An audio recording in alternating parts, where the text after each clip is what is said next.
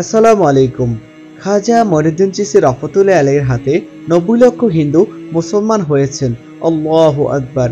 চলুন খাজা মঈনুদ্দিন চিশতি রহমতুল্লাহ আলাইহির জীবনী জেনে নেওয়া যাক। খাজা গরিবে নওয়াজ মঈনুদ্দিন হাসান চিশতি ছিলেন মুবাল্লিগ, মুফাক্কির, উদার, সহানুভূতি সম্পন্ন, বিশ্বজনীন দৃষ্টিভঙ্গি ও গভীর মানবতাবাদী ব্যক্তিত্ব।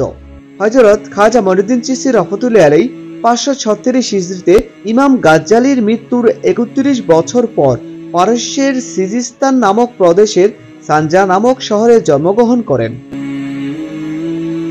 তার পিতা খাজা গিয়াসউদ্দিন হাসান ছিলেন একজন ধনবান ও প্রভাবশালী বণিক। মাতার নাম ছিলেন মাহে নূর। তার দ্বাদশতম পুরুষের মাধ্যমে পিতামাতা উভয় দিক হতে হযরত আলী রাদিয়াল্লাহু তাআলা আনহুর সাথে সম্পর্ক রয়েছে, ফলে তিনি পিতা ও মাতা উভয় দিক দিয়ে ছিলেন সৈয়দ। খাজা মঈনুদ্দিন চিশতি রহমতুল্লাহ আলাইহির বয়স যখন ১৫ বছর, তখন তার পিতা মৃত্যুবরণ করেন এবং অল্প কিছুদিন পরেই তার মাতাও ইন্তেকাল করেন। তিনি উত্তরাধিকারী সূত্রে একটি ফলের বাগান ও একটি চাকরি লাভ করেন, যার আয়ের মাধ্যমে জীবিকা নির্বাহ করে থাকতেন। তার মনে ইসলামের প্রতি গভীর আকর্ষণ জন্ম নেয়। তিনি যাবতীয় সম্পত্তি দরিদ্রদের মাঝে বিলিয়ে দিয়ে সংসারের মায়া ত্যাগ করে জ্ঞান অর্জন এবং উচ্চশিক্ষার উদ্দেশ্যে বোখারায় পাড়ি জমান। গরিবদের প্রতি তার অসীম মমতা ছিল, সবসময় তাদের সাহায্যে এগিয়ে আসতেন তিনি। এ কারণে তাকে গরিবে নওয়াজ বলে ডাকা হয়। খাজা মঈনুদ্দিন ইলমের সন্ধানে গৃহত্যাগ করেন এবং বোখারা, সমরকন্দ সফর করেন। তিনি প্রথমে কোরআন হিফজ করেন, অতঃপর তাফসির, হাদিস, ফিকহ ও অন্যান্য শাস্ত্রে ব্যুৎপত্তি অর্জন করেন। খাজা মঈনুদ্দিন চিশতি আধ্যাত্মিক জ্ঞান অর্জনে ও মুর্শিদের অন্বেষণে বোখারা থেকে ইরাকের দিকে সফর শুরু করেন। পথিমধ্যে নিশাপুরে হারুন নামক স্থানে চিশতিয়া তরিকার বিখ্যাত বুজুর্গ ওসমান হারুনির সাথে সাক্ষাৎ হয়। তিনি চিশতিয়া তরিকার খাজা ওসমান হারুনির নিকট মুরিদ হন এবং শিষ্যত্ব গ্রহণ করেন। তার সেবায় ২০ বছর একাগ্রভাবে নিয়োজিত থাকেন। পরে ওসমান হারুনি তাকে খিলাফত বা সুফি প্রতিনিধিত্ব প্রদান করেন। ওসমান হারুনি থেকে বিদায় নিয়ে তিনি হজ পালনের জন্য দামেস্ক ও হেজাজ হয়ে মক্কা মুআজ্জামায় পৌঁছেন। অতঃপর মদিনা মুনাওয়ারায় গিয়ে রাসূলুল্লাহ সাল্লাল্লাহু আলাইহি সাল্লামের রওজা পাক জিয়ারত করেন। এরপর তিনি বাগদাদের অভিমুখে যাত্রা করেন এবং পথিমধ্যে অনেক উলামা মাশায়েখের সাথে সাক্ষাৎ করেন, যাদের মধ্যে রয়েছেন নাজিমউদ্দিন কুবরা। এই সময় বাগদাদের খলিফা ছিলেন আল মুস্তানজিদ বিল্লাহ। অনেকের মতে খাজা মঈনুদ্দিন চিশতি রহমতুল্লাহ আলাইহি কৌসুপাক আব্দুল কাদের জিলানীর সঙ্গে সাক্ষাৎ করেন এবং ৫৭ দিন তার সান্নিধ্যে অতিবাহিত করেন। খাজা মঈনুদ্দিন চিশতি বাগদাদ থেকে আবার সফর শুরু করেন এবং তাবরিজ, ইস্পাহান, আস্তারাবাদ, সাবজাওয়ার, মিহনা, বলক এবং গজনি হয়ে হিন্দুস্তানের লাহোরে আগমন করেন। লাহোরে শাইখ আলী হুজবিহিনীর মাজারে কিছুকাল মোরাকাবায় অতিবাহিত করে দিল্লি চলে আসেন। সেই সময় ভারতবর্ষের আজমির ছিল হিন্দু ধর্ম ও আধ্যাত্মিকতা এবং সাম্রাজ্য ও রাজপুত শক্তির মূল কেন্দ্রস্থল। ১০ মুহররম ৫৬১ হিজরিতে খাজা মঈনুদ্দিন চিশতি আজমিরে ৪০ জন দরবেশ সহ দিল্লি থেকে আজমিরে পৌঁছান।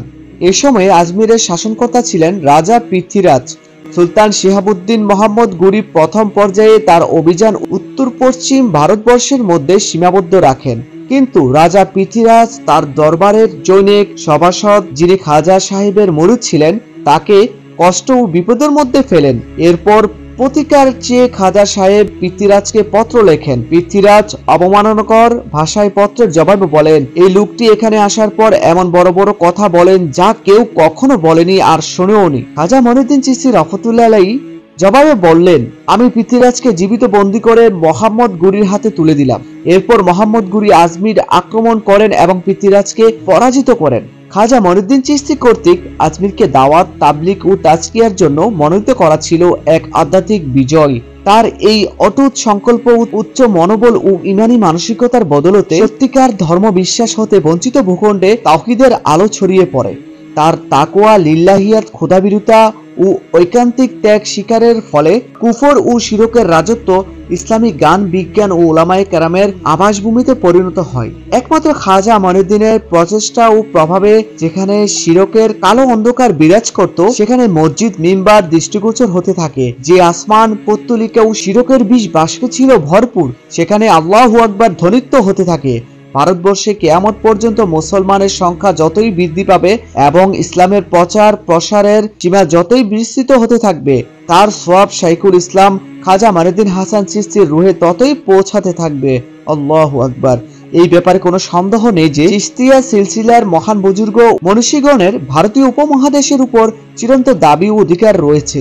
হযরত খাজা মঈনুদ্দিন চিশতি রহমাতুল্লাহি আলাইহির জীবন দশায় ভারতবর্ষের রাজনৈতিক কেন্দ্র আজমির হতে দিল্লিতে স্থানান্তরিত হয় এবং আজমির তার গুরুত্ব হারিয়ে ফেলে। খাজা মঈনুদ্দিন চিশতি তার স্থলাভিষিক্ত হিসেবে খাজা কুতুবউদ্দিন বখতিয়ারকে দিল্লিতে অধিষ্ঠিত করেন। অন্যদিকে তারই একান্ত ভক্ত অনুরক্ত খাদেম সুলতান শামসুদ্দিন আল তামাশ দিল্লির মসনদে সমাসীন হয়ে সাম্রাজ্যের প্রসার ভিত্তি সুদৃঢ়করণ ন্যায়ের প্রতিষ্ঠায় নিয়োজিত থাকেন। অন্যদিকে তারই একান্ত ভক্ত আর খাজা মঈনুদ্দিন চিশতি রহমাতুল্লাহি আলাইহি আজমিরেই বাকি জীবন ইসলাম প্রচার প্রসার তালিম তরবিয়াত ও তাজকিয়ার কাজে অতিবাহিত করেন। 90 বছর বয়সে 627 হিজরিতে তিনি এমন মুহূর্তে ইহজগৎ ত্যাগ করেন যখন ভারতবর্ষের মাটিতে তারই নিজ হাতে লাগানো চারা ফুলে ফুলে সুবাসিত হয়ে ওঠে। আল্লাহু আকবার। বন্ধুরা, ভিডিওটি যদি ভালো লেগে থাকে অবশ্যই অন্যের কাছে শেয়ার করে দিবেন খাজা রহমাতুল্লাহি আলাইহির ভালোবাসার কারণে। আসসালামু আলাইকুম। দেখা হবে নতুন কোনো ভিডিওতে।